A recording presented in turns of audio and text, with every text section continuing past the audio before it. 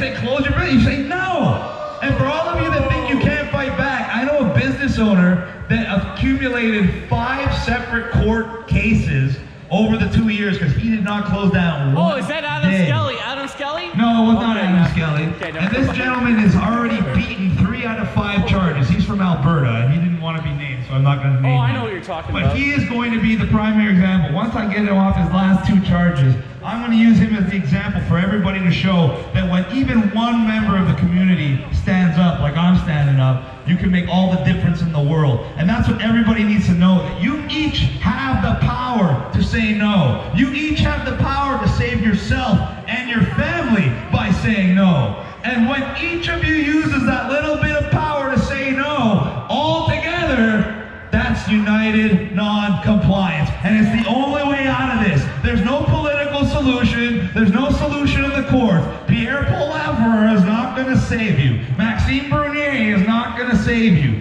Anybody who claims that they're here to save you is lying to you. I'm not here to save you. I'm not some messiah. But I can tell you how to save yourselves. I just did. Everybody has their personal fight for freedom. And thank God for you people, your fight is basically just telling people no. Previous generations of Canadians literally had to fight through bullets and bombs and blood and guts and die for this freedom. And all you gotta do is say, no, I'm not gonna put a mask on my kids.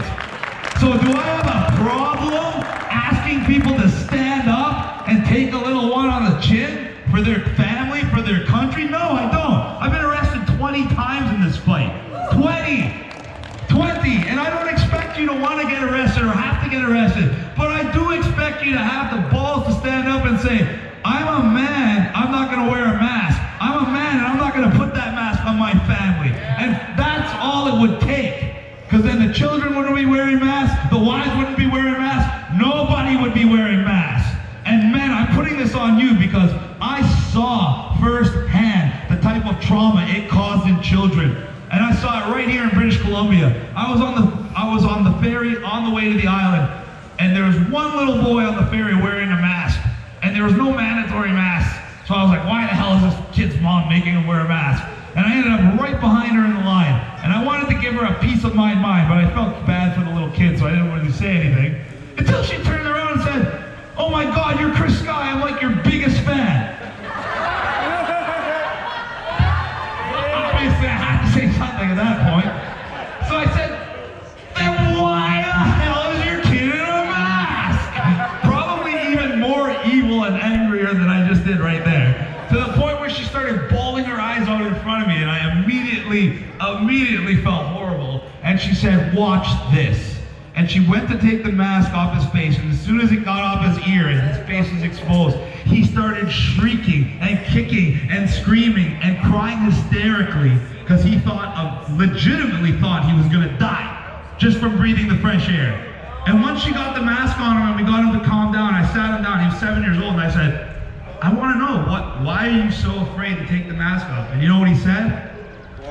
Well, when I see grown men wearing it, well, how am I supposed to feel? That's what he said. A little child, not even your child, is looking to you for leadership, looking to you for guidance. And what do? You perpetuate the symbol of their abuse. And you make them so afraid that they couldn't even live without it. And if that's not bad enough, a week after that, I had a mom come up to me in tears in Nelson and say, you saved my daughter's life. I said, how? Who is she? She's like, she's 12 now. She was 10 when this started, and they put a mask on her at school. She couldn't breathe. She was having all kinds of reactions. She was blacking out. She was fainting. It went on for 2 years, and they wouldn't let her take the mask off to the point where the little girl tried to kill herself. 12 years old. The school found her and sent her home with a letter stating she's not special and she still has to wear a mask. And why is all this possible? Because the men in this country put that mask on their face and put that mask on their wife and put that mask on their children and walked around and pretended like it's okay. It's not okay. It's not just a mask, ladies and gentlemen.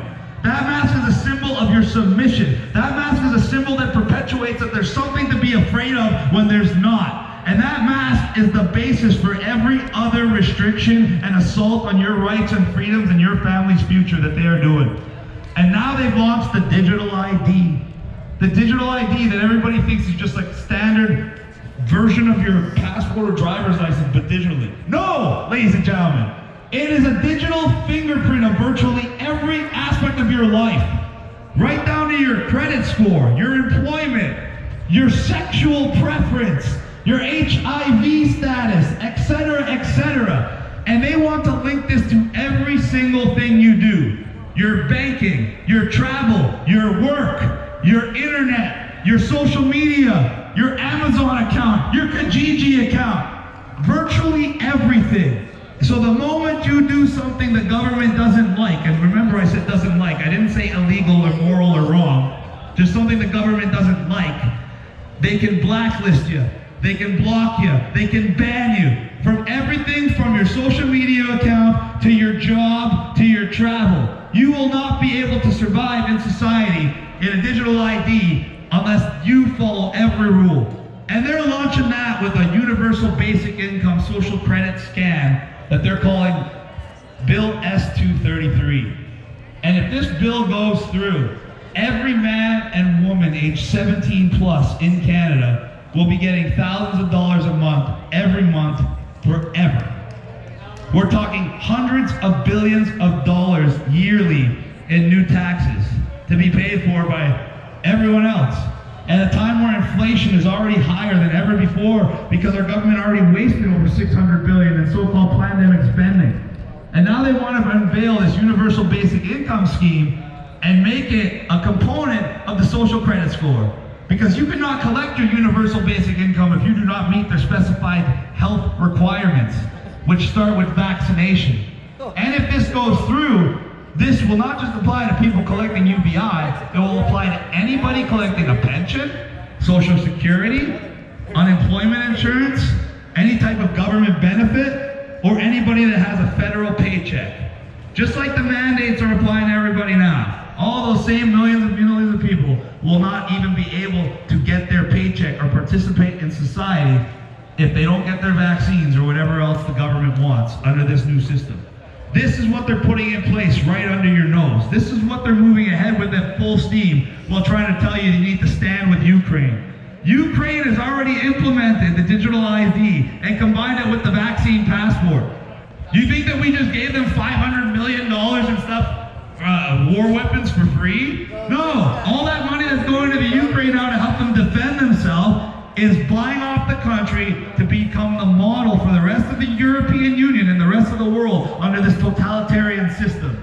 And under this regime, that notion where each of us is a little individual with a little bit of power, and when we all come together, we have that united non-compliance, that no longer even applies. Because at that point, you're not even an individual with a little bit of power. At that point, you're a little blip on a screen, and all they gotta do is flip a switch, and like that, you're gone. I wrote about this almost 2 years ago. It's in my book right there. I told you every single thing that was going to happen over the next few years. And there's a reason why that's the only book in the history of mankind that is banned by Amazon.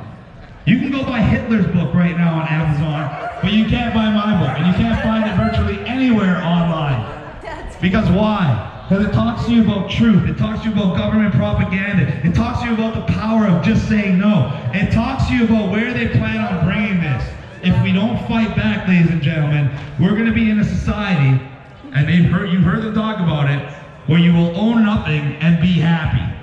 The be happy is a joke, a play on words, because they know that in that society, you'll have to pretend you're happy, because if you even go and say you're not happy, they might just disappear you, like they can in China.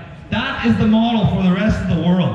Even places like South Korea have removed all COVID restrictions. Yet in Canada, our supposed free country, we cannot even leave the country if we're not jabbed. This is not a Canada that we want. This is not a future that we want. And we cannot rely on the politicians. We know that they have a coalition of the NDP and Trudeau. In fact, we just confronted Chrystia Freeland a couple days ago. We found her in Surrey. Did you guys see that one? Yeah, I actually got a mainstream media interview right after her press conference. And I brought up the fact that her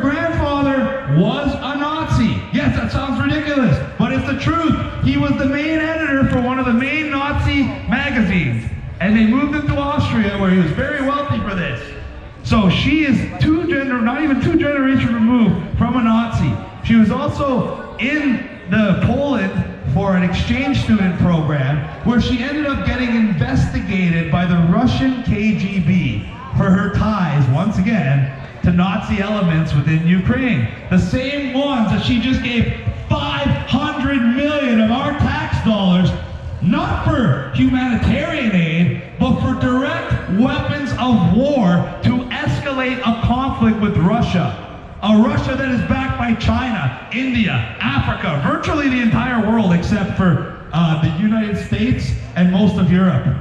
So this is like she is literally stoking the fires of a world war, and she went to Syria pretending that she's there to help people with affordable housing in our communities. She just gave away $500 million to stoke the fires of World War III. Give it a break, lady. So she got called out, she got embarrassed. And that's what we need to do. That's why we're doing this, because it's not just to make Canadians aware and Canadians to fight back. We need the world to understand. Because in order to go from phase 2 of United Non-Compliance taking action to phase 3, holding these people accountable, we're going to need the support of the international community. And ladies and gentlemen, we already have it. Did you see what happened to Trudeau at European Parliament? They call him a dictator. They call him